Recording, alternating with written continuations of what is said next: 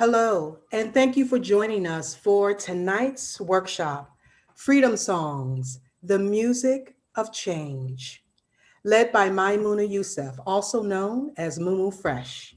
She is a Grammy nominated singer, MC, songwriter, activist, and acclaimed hip hop artist who has been called a quadruple threat by Black Thought of the Roots and groundbreaking by Oscar winning artist Common.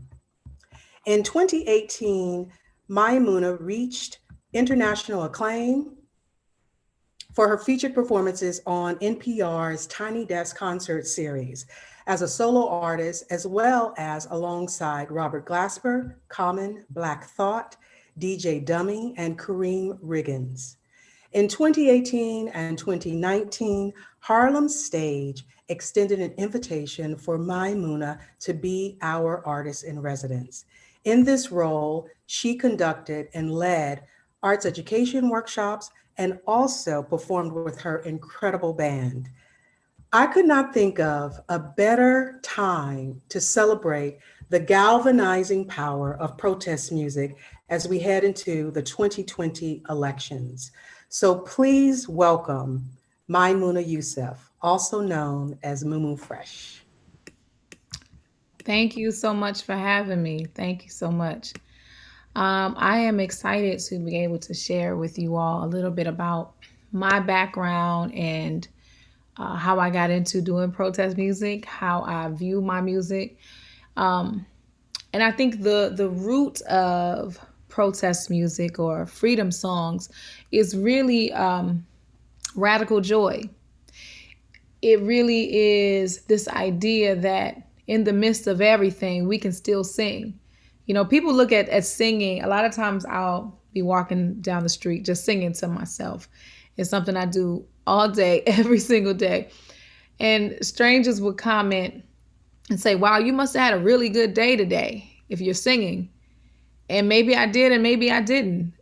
But the music didn't, it wasn't a response to everything going my way. It is a survival mechanism, it is a soothing of my own soul.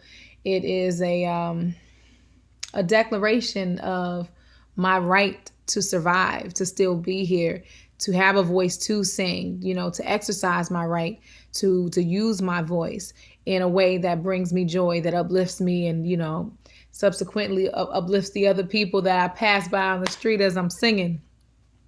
Uh, so my understanding of protest music, of freedom songs, it really comes from my mother and my grandmother. My mother would send me to the South in the summer to study music with my grandmother. I would learn a lot of the traditional ways. My grandmother's from Mississippi, from LaFleur County and from Slaughter County, Mississippi. And so many of the songs that she taught me, they were songs that came from slavery, from the fields, you know, songs that came from sharecropping, songs of survival, and the audacity of joy, the audacity for you to sing once I've already oppressed you, right? And so I would hear my grandmother singing these songs when she would cook or clean, or maybe she was sewing or beading.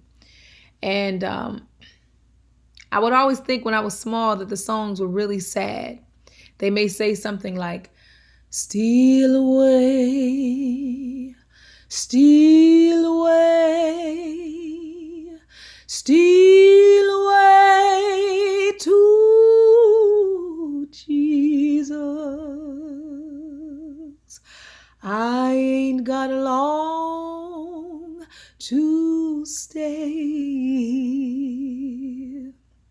Or another one my grandmother was singing was, nobody knows the trouble I've seen. Nobody knows but my Jesus. And I would always think, man, those are really sad songs, you know. But in my child's mind, I would think that this notion of I don't have long to stay here, or I'm going somewhere else, the upper room, in my mind, it was about death. When I didn't realize it was actually about freedom. It was this notion that I'm not going to stay here and be oppressed with you any longer. You know, I'm going to find a way to liberate myself by any means necessary. And it fought back against the storyline that African people and Native people in bondage, because both Native and African people were held in bondage at points in time. The notion that we ever accepted bondage or oppression with a happy face, that we ever accepted, and that we weren't always trying to break free by any means necessary. And you know the truth by the songs. That's why I always impress upon young people when I go to work with young people and teach them how to songwrite. It's always baffling to me that they don't find value in their own stories. And I tell them that artists, we are the historians, and if we lie, there won't be an accurate documentation of the times that we lived in. A lot of times they will go right to things that they've heard on the radio before, or they've heard on a playlist. It's like 3 subject matters that like rappers can talk about, right? Obviously. And so I'm always encouraging them to tell your own story. Like, don't tell me what kind of car you're driving when you don't have a driver's license. You know what I mean? You're not even old enough to drive, or how many chicks that you're dealing with, or just things that aren't true, or what kind of bag or shoes or whatever, those things that aren't accurate. Like, tell me about your life. I want to hear, like, what's your home life like? What's school life like? What do you love? Like, a lot of my students are comedians. Like, add your personality into it, because we want to know, history wants to know, who were you? Where did you live? How did you express your joy, your pain? Was the world different because you lived? So those things I think are important to never lose sight of as we're creating. So going back to these freedom songs are the reason that we know that we constantly persevered. These songs were musical roadmaps. Think about how ingenious you have to be to come up with a musical roadmap.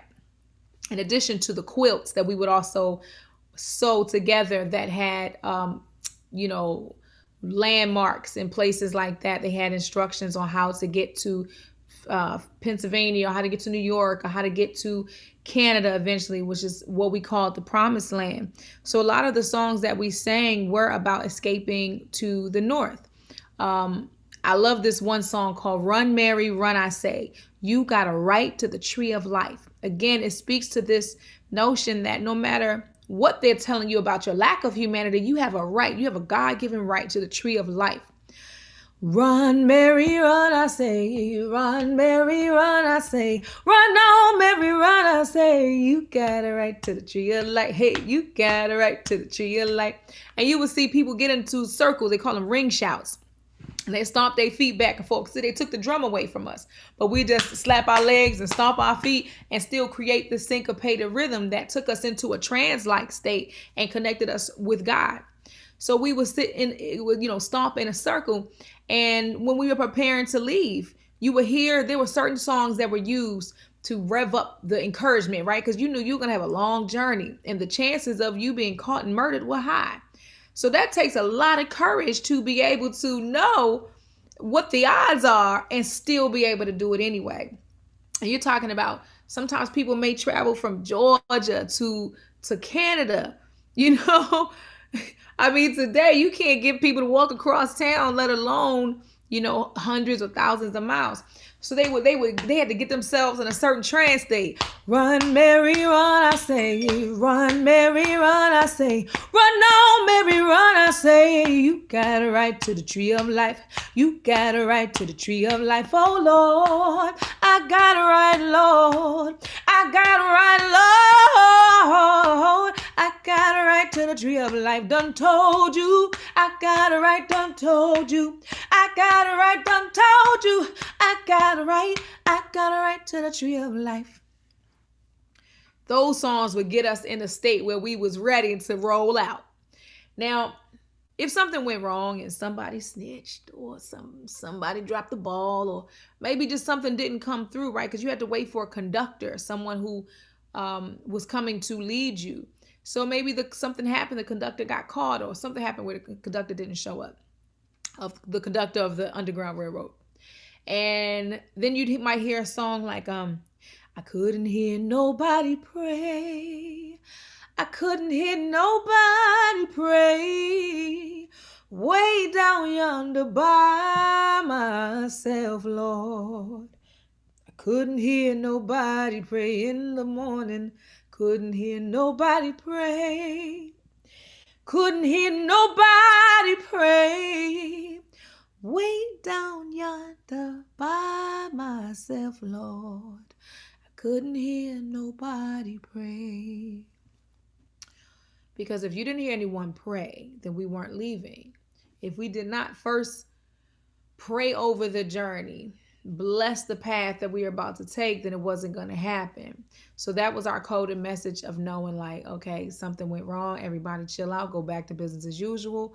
You know, we'll get this sorted out and we'll try again next weekend. Because normally Saturday was the day to run. And during the fall months, getting closer to the winter because the nights will be longer.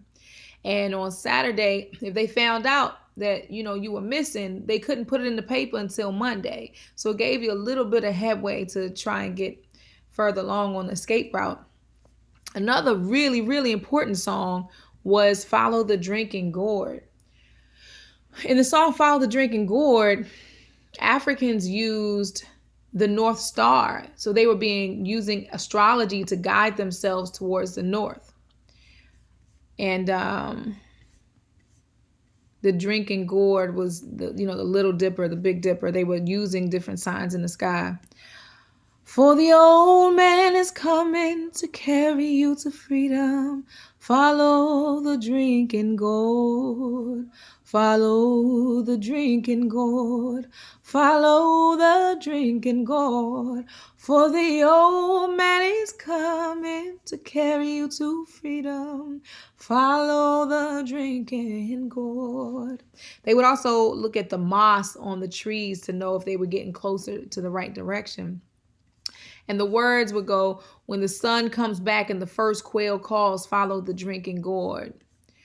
For the old man is awaiting to carry you to freedom, follow the drinking gourd. Well, the riverbank makes a mighty good road. Dead trees will show you the way. Left foot, peg foot, traveling on, follow the drinking gourd. For the old man is awaiting to carry you to freedom, follow the drinking gourd.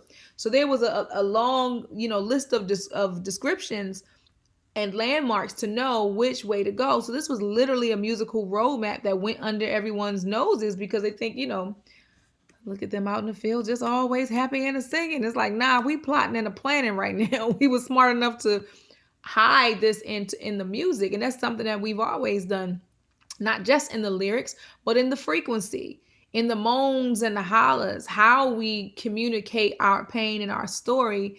It's what makes soul music soul music. Is what reaches inside of you and makes you come to God, or reaches inside of you and makes you change your heart about something that you had been stuck on. It's the frequency, it's the chord structure.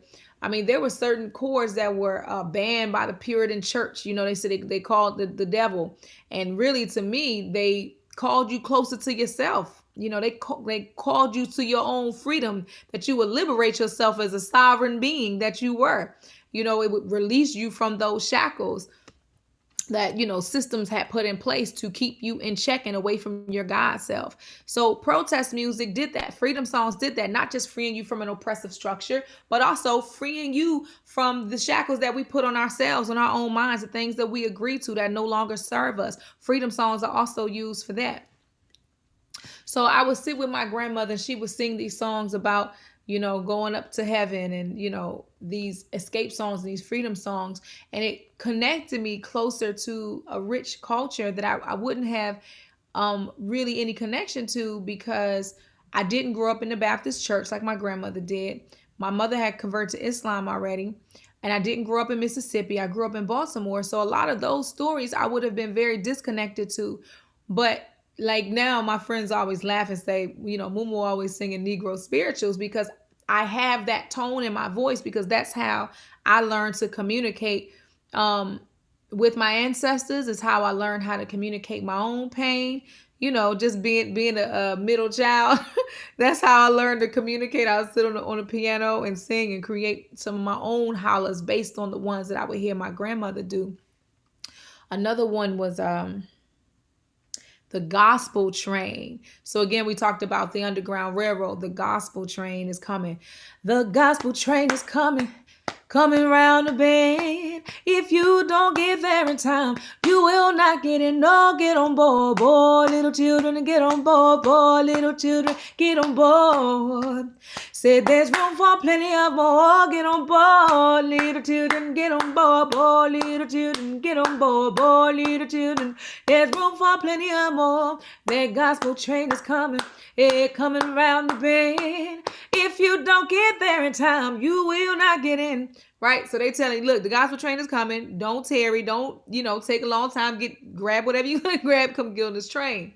So those types of songs, I used to always hear them. I didn't exactly know what they meant when I was small, but then I realized like these are those coded messages. So I adapted that same sort of code when I started writing my own songs. I wanted to connect my generation to the rich past that we no longer have knowledge of. For people who didn't grow up in one of those old school Baptist churches, or who didn't have parents that were historians that were tying them back to that rich oral tradition of the griot. How would we then connect back to our ancestral roots? Because the issue that I find is that there is a certain amount of apathy, where people feel disconnected to the humanity of each other. That's one of the reasons I wrote this song, Say My Name, for Sandra Bland, because I didn't like the way people were speaking about her as if, her humanity didn't exist or wasn't important, or she was just another hashtag, or, scrolling by. Well, she shouldn't have did this. She shouldn't have did that. And I wanted to find a way through tone, through chord structure, through genre, through lyric, to be able to tap into the spirit and the heart of those individuals who scrolled past, who did not feel convicted to stop and to listen to her story and to have a moment, for her humanity. I used a style called doo-wop. Doo-wop is traditionally a communal style of music. It's a style of music that does pay homage to ancestors. You'll always see the doo-wop circles pouring out a little liquor for somebody that passed on. So I thought that was a good way to bring it in. And it's also very emotional. Doo-wop circles are emotional. I remember seeing my uncles, sing doo-wop together in Chicago. And it was always so incredible and so emotional. And then I wanted to bring it back to my own generation. And so I flipped it after the doo-wop section. I added some hip-hop to it. Because what I love about hip-hop, the oral tradition of hip-hop, one, you got a longer period of time to be able to add more bars and tell more stories. But traditionally, hip-hop is a storytelling style of music, and it is the official protest music of the world. Everywhere I've ever been to in the world, the youth were using hip-hop to express their frustrations with the system, with their lifestyles, with just whatever they were going through. And it was important for me also to use top 40 structure, right? So you have your chorus and your verse and your bridge or different things like that. Those kinds of structures that we know work. People have become familiar with those kinds of structures. And it gives people something that's familiar and then something that's unfamiliar. But the familiar whets your palate enough that you're willing to receive the thing that's unfamiliar. So I'll just sing a little bit of the song I wrote for Sandra Bland, which is my own version of protest music to implore, to solicit more empathy out of our desensitized environment. If I should die, tomorrow, at the hands of the policeman, ooh, boom, boom, boom, boom, boom, and the papers say, we're gonna call it a suicide. Would you even question why? Ooh. Would you shake your head, say this ain't right, or do your best to forget about me? Please, please, please don't forget about me. Oh,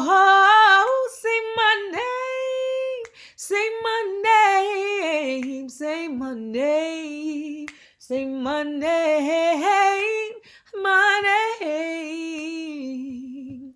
Don't forget my name. So anyway, that's just a little bit of a piece of it, but it starts with that boom, boom, boom, boom, day, boom, boom, day, day. Right? You can imagine when it was like old school barbershop quartet people.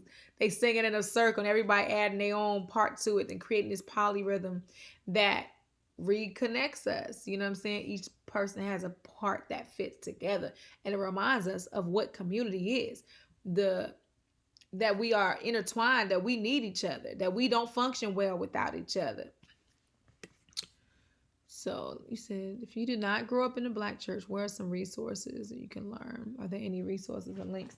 I can share some links, but this right here is a book I enjoy, Singing for Freedom.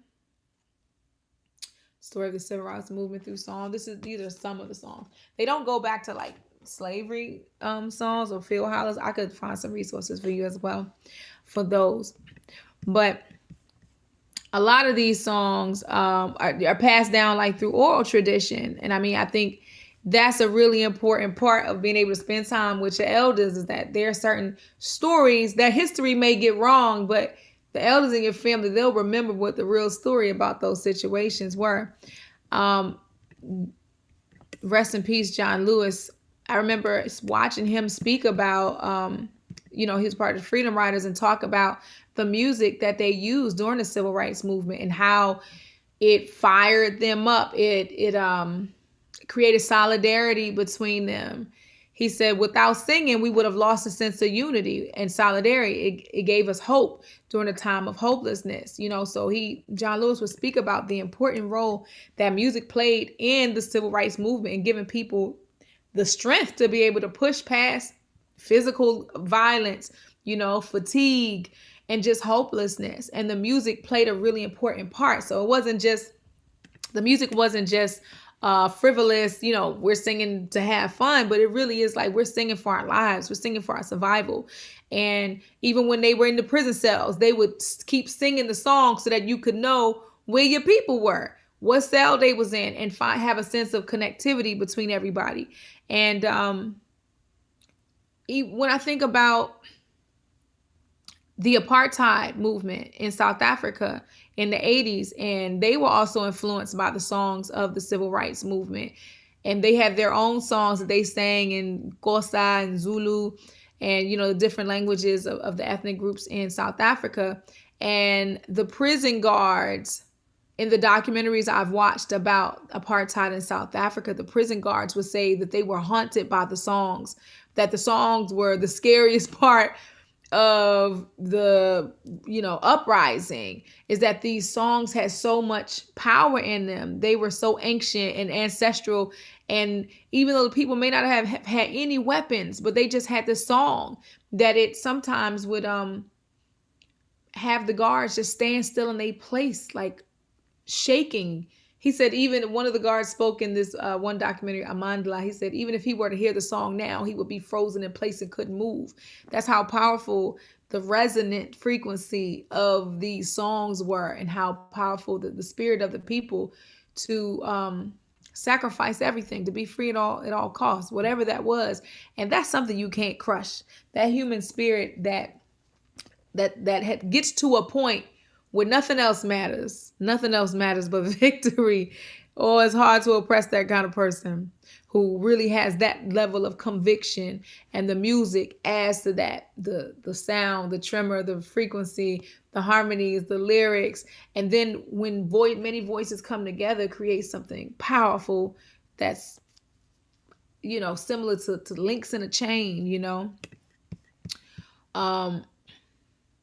So part of that top 40 structure I try to utilize, because when I think about, there was a time period, I feel like in the 90s, where a lot of hip hop artists' protest music was commercial. And I don't know what happened, but there was a point where it was like no longer allowed to be on the radio. And you saw the culture shift. You saw the morality shift. You saw the interests of people, be less about community and less about self autonomy and freedom and justice and equality, and shift to more materialism, less community, um, and less family. And so I absolutely know that the morality of the people is tied into the quality of the music and the honesty of the music, because it's not that there was not a many different lifestyles. It just was no longer a depiction, a honest depiction of the variety of lifestyles and options available for young people. And so that's really important. So I use the top 40 structure of, an 8-bar chorus or 16-bar verse. Um, Normally during the chorus, that's where your main idea is, say my name, say my name, say my name. It's just 3 words, but it covers it. Say my name, like that's it, right? um and then the verses describe more of what we're speaking about. The verses go into detail. It explains the why, the who, the what, and then it goes back to the chorus that has our centralized idea. I try to sit within myself and say to myself, how do I want my listener to feel? What emotions do I want to invoke inside of them? What sentiment, do I want them to leave with? What do I want them to sit inside of? The feeling I want them to sit inside of. What do I want to move them? What action do I want to move them to take when this is over? I think about all of those things and I tie them into my why. I tie them into my chorus. And so I go verse, chorus, and maybe like a bridge or a rap verse. I bring it back in. But I try to use some of the same structures of some of the frivolous music that we hear, that is very hypnotic.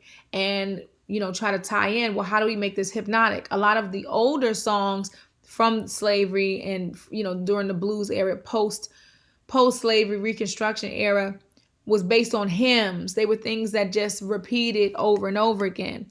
It wasn't too many words. They just wanted to drive the point home of what they were saying. Oh, freedom. Oh, freedom. Oh, freedom over me. And before I'll be a slave, I'll be buried in my grave and go home to my Lord and be free.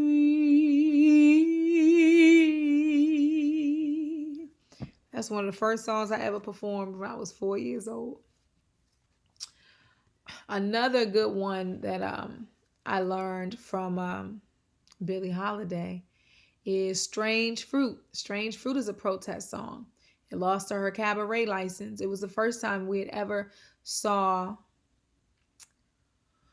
lynching depicted that way. A lot of the things that were going on in the United States, much like today, people would sweep them under the rug or say that they were not happening if they didn't have proof of it. And so now, like, we have our camera phones and we can film things that are going on. Well, music was the camera phone. It was the first camera phone.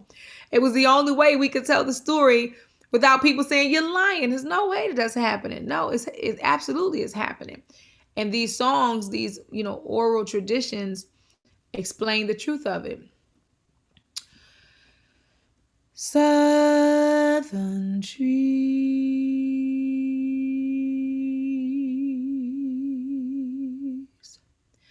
bear a strange fruit,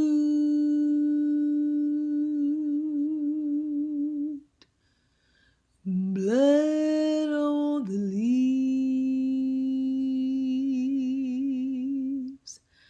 and blood at the root, black body swinging in the southern breeze, strange fruit hanging from the poplar tree. Pastoral scenes of the gallant South, bulging eyes and the twisted mouth, scent of magnolia, sweet and fresh. Then the sudden smell of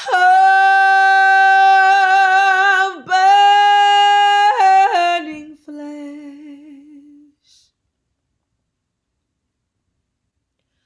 Here is a fruit for the crows to pluck, for the rain to gather, for the wind to suck, for the sun to rot, for the tree to drop.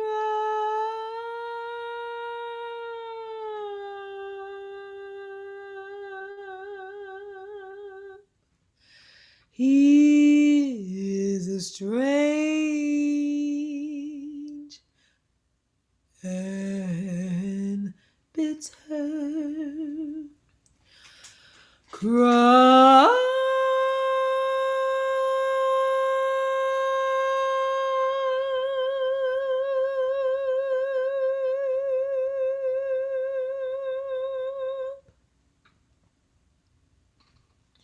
It was the first time we had ever heard lynching described so poetically, visually, realistically, in a way that you just couldn't pull your attention away from. You couldn't unsee it. You couldn't unsee it in the lyrics. That was a freedom song. It was a protest song. The first protest song against lynching. And as an artist, she took a stand and she took a risk by performing that song publicly. And, consequently, it was banned from the radio, and it was, she ended up losing her cabaret license. A lot of people feel like she was targeted after that point for singing that song. So artists who do protest music take a big risk. And it lets you know just how powerful. It's just a song, right? It's just a song. Why would it cause so many problems if music was not as powerful as we know it to be? There's a really important group in protest music that everyone should know, and they are called Sweet Honey and the Rock. My mother was good friends with one of the members. She was actually one of my high school teachers, and so I would go to rehearsal with her a lot. And they built their whole career on singing protest songs from slavery, songs from post-slavery Reconstruction, all the way to civil rights. And one song in particular that I really like is We Who Believe in Freedom. We who believe in freedom cannot rest. Oh, we who believe in freedom cannot rest until it comes. Until the killing of black men, black mother, son, is as important as the killing of white men.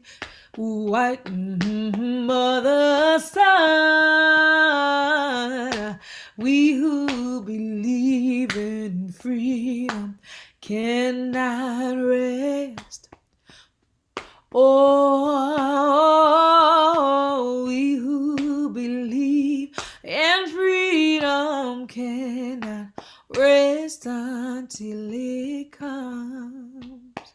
Oh, we who believe in freedom cannot rest. Oh,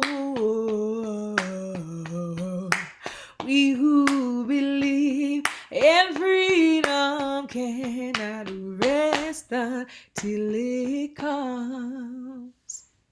That's we who believe in freedom. So make sure you can check out all of those things. All those songs are available. I'm sure you can see them on YouTube. Sweet Honey in the Rock has plenty of albums, and they really help to keep the oral tradition of freedom songs alive. Now, it doesn't have to be a song from slavery or from the civil rights movement to be a protest song. It can be your own version of protest. And it also doesn't even have to be a song about necessarily something you don't like, because I also love the idea of being the solution in your song. So we don't always have to detail what's wrong. We can be what's right. We can tell the story of what's right, how things should be. There's also a lot of affirmative power in speaking the truth that you want to see into the now. It's a concept that I recently learned this phrase of refuturing. And it speaks to the idea that if you think about it, right? Our future, if you look at entertainment, music, film, TV, our future is like already like charted out for us, and it doesn't look good, right? Any movie that you would ever watch about the future, what is it? Grim, it's dark, people are hungry, they're cold, right? They have a lack of resources. And I do think that there is something dangerous about us all putting our powerful mental energy that we use to manifest reality into a future that we don't want to see, right? So it's one thing to talk about the times. We are the documentarians of the times, but we also are the creators of the future. As creatives, we are creators. And so we do have a power, and I would even say the responsibility to use our creative power responsibly and create the things that we want to see in the future. So if we want to see a more just world, yes, we speak about what's not just about it, but we also can create what should be just about it by creating new songs, new freedom songs about what does freedom look like, right? Because what it doesn't look like creates a contrast so that we know what it could look like. We know what it doesn't look like. But because we know that, so we can use that information and treat the reality of that as contrast as opposed to living in it, create contrast to decide, well, what would a more just world look like? What would that feel like inside my body to not be afraid when my son goes out to play? What would it feel like to not have fear when a police car pulls up behind me for any reason? What would it feel like to really have genuine love for my neighbor, like someone I don't even know, but they feel connected to me because I'm human? What would it feel like to be able to take pride in who you are and other people not be offended that you don't hate yourself? What would it feel like, to just have a just society where you can be fairly compensated for the good work that you put forth, right? What would it feel like to have balanced relationships in our family, our interpersonal relationships, our business relationships? What would it look like to show up whole to your community and be able to be a contributing member of your community because you've done the personal work? You have dealt with the shadow selves. You fought off your demons. You have dealt with your triggers and your trauma and your brokenness enough to show up whole in every situation that you're in. Because all you can control is your half of any situation. You can't control their half.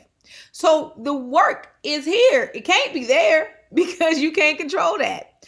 All you can control is you. So what would it look like to spend enough time with self that you heal those broken parts? And if the next person did the same thing and y'all both showed up to every relationship and every situation, interaction as whole people because you're doing the work actively, what would that world look like?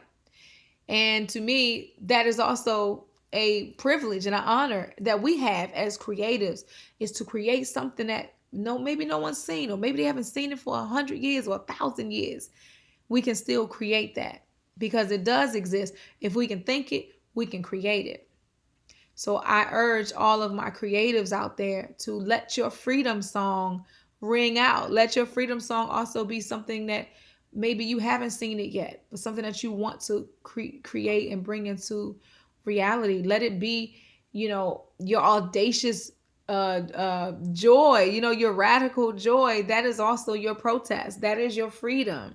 What does that look like to create music that's free from the uh prison of marketing.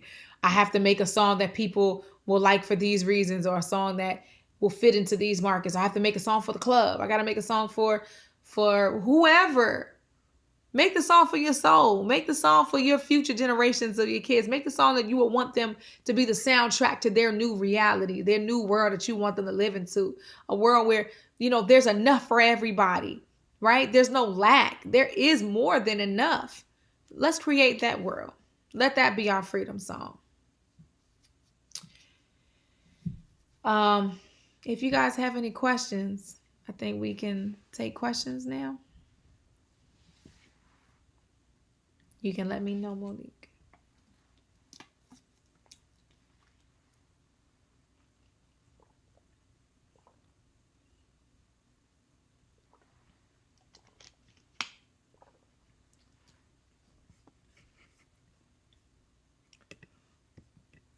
Tis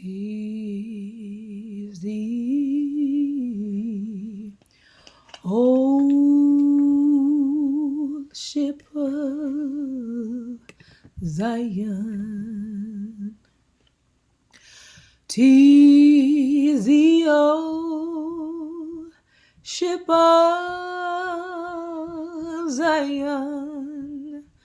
'Tis the old ship of Zion. Get on board. Get on board. I'm sorry, I just thought about, there's a song that Nina Simone did called "There's a New World Coming." That's a great example of refuturing.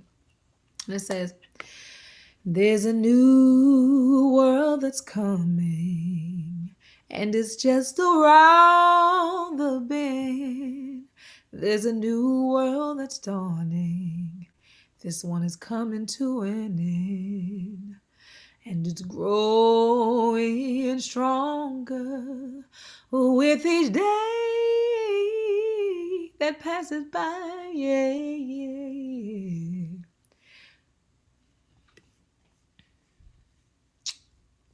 How do you see, okay, one of the questions is, how do you see protest songs being crafted for today's protest? What is your go-to song in the dark hours?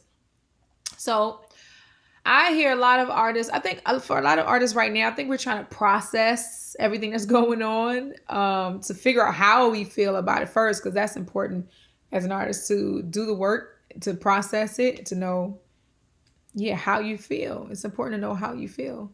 And what's your position. A lot of times doing this work can be very draining.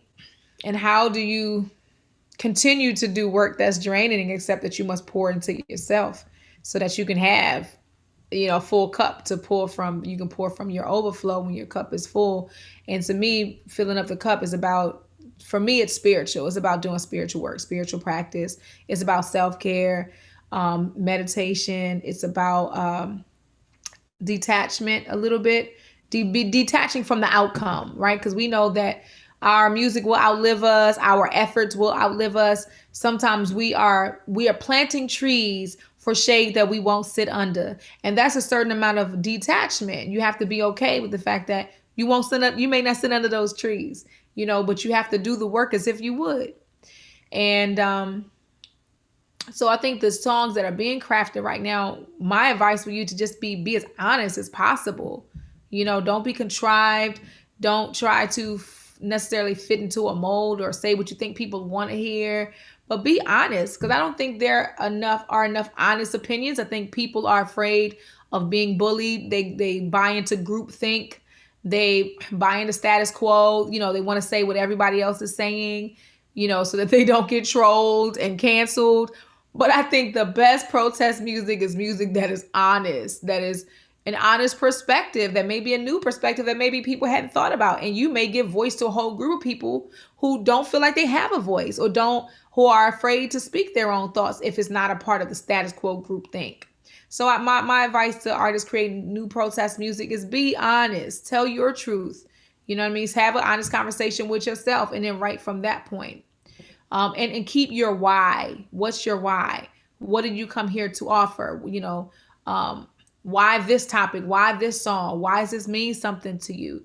And go with the thing that you feel strongest about, the thing that you can't not do. Like I couldn't not write Sandra Bland's song. It sat on my heart for like months. I had to. I felt so convicted. I had to bring it forth into reality. So write that song that wants to be written. There's always a creative flow, right? When we're creating, we're tapping into the creator. So there's a flow that's happening. Pay attention to that flow. When you feel that flow, don't go do something else. Stop everything you're doing and honor that flow and write from that place. And what is my go-to song in my darkest hours? I really like is a few different things I like. I like this Aretha Franklin album, Amazing Grace. I just remember hearing that song so much when I was growing up, and the music, it just really touches me. It makes me feel close to God, and just I feel wrapped up in my mother's arms, because she used to always play it when we was growing up. We was cleaning, just in the house on Sunday when she was cooking, and it brings me a lot of peace. I also listen to a lot of tribal music from my mother's tribe, like songs, canoe songs. Way, well, well, away, oh, away, oh, way, oh, away, oh, away. I listen to all those kinds of songs. Those are things from my childhood that make me feel very comforted. So I go back and I burn sage, like in Florida water. I put Florida water and any kind of smells that remind me of a very warm, safe period, and those sounds from that period. I play those things together. I play affirmations, healing frequency music, different resonant frequencies that are healing. Who would you have loved to compose protest music with that is no longer with us? That's a good question. Um, I would love, man, so many. Bob Marley is one. Marvin Gaye is one. Bill Withers. Um, Gil Scott Heron. Um, who? It's funny. My dad used to be friends with Gil Scott Heron. He actually knew him, but we never ended up. I was too young. I never met him. But who else? Who else? Who else? Who else? Um, oh man, Nina Simone. Nina Simone. Everybody knows about Mississippi. Goddamn. I would have loved to have made music with Nina Simone.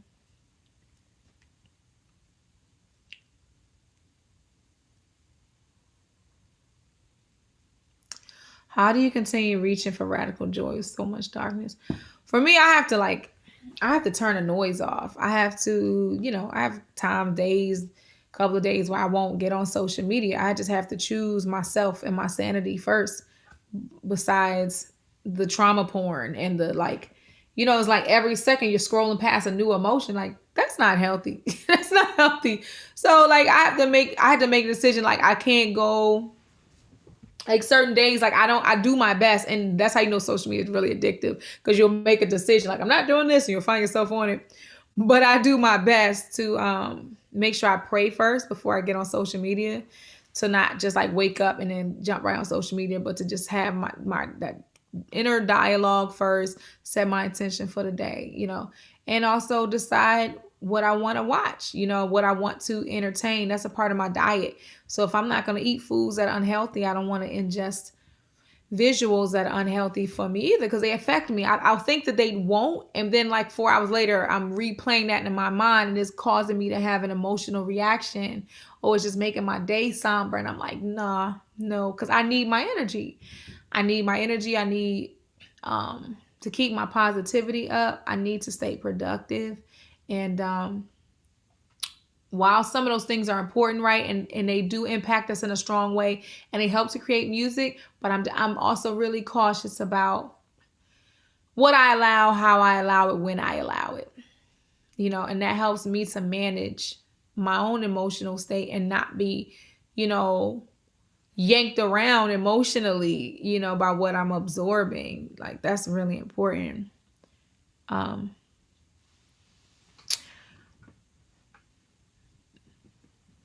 okay.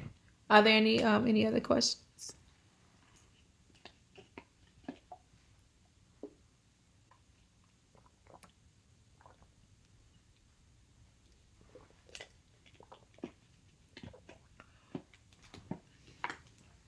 Okay. There's a closing song. Okay. This one's one I like. This is one of my mother's songs. I don't know. I don't think my mother wrote this song, but I just know it from my mother. So this song is called Spirit of the Wind. And I consider it a freedom song because it's about personal evolution and freedom. So I'll write in the chat.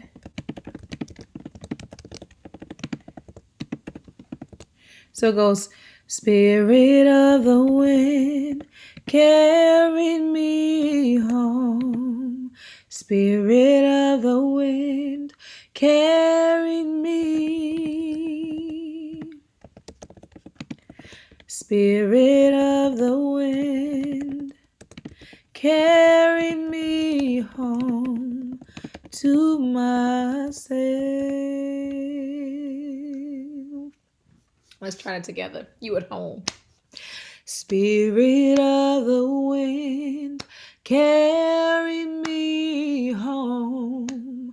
Spirit of the wind, carry me. Spirit of the wind, carry me home to myself.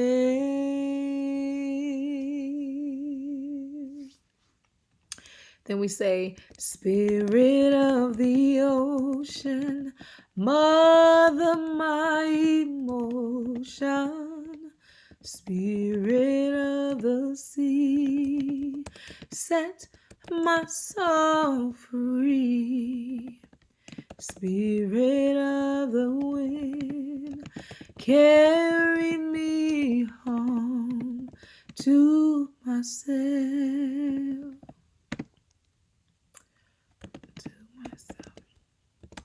Okay, you want to try that? Okay, from the top. Spirit of the wind, carry me home. Spirit of the wind, carry me. Spirit of the wind, carry me home to myself. Spirit of the ocean, spirit of the ocean, mother my emotion, spirit of the sea, set my soul free. Spirit of the wind, carry me home to myself.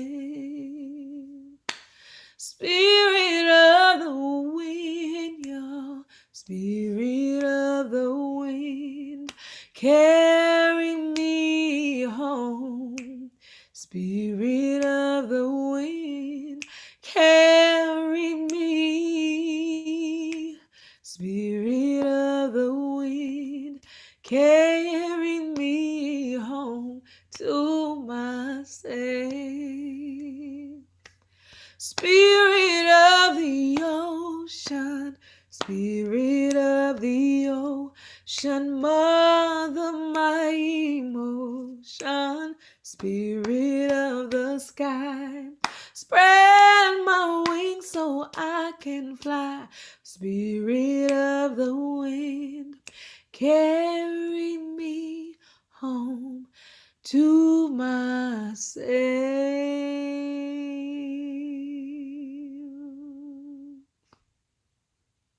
Yeah, Cookie. Thank you.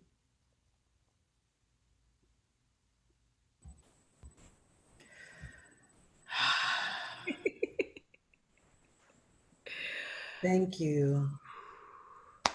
Thank you for having me.